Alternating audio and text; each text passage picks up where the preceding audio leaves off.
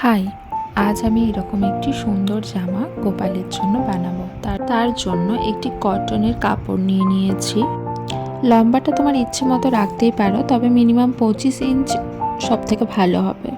তারপর একটি ধার মুড়ে সেলাই করে নেবার পর আমি এখানে একটি গোল্ডেন লেস ব্যবহার করেছি। আমি এখানে এটি মেশিনে করছি, কিন্তু তোমরা হাতেও ইজিলি করে নিতে পারো। এরপর আমি 4 ইঞ্চির দুটো স্ট্র্যাপ কেটে নিচ্ছি।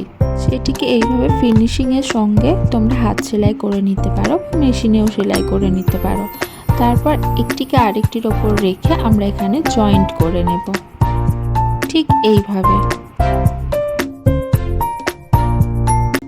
এরপর এখানে আমি একটা রেড কালারের লেস ইউজ করেছি। এখানে লং কাপড়টাকে কিছুটা ডিস্টেন্স দিয়ে ভাঁজ করে করে সেলাই করে নিচ্ছি। এইবার ওপরের পার্টটা আর নিচের পার্টটা একটার উপর রেখে আমরা সেলাই করে দেব, ঠিক এইভাবে।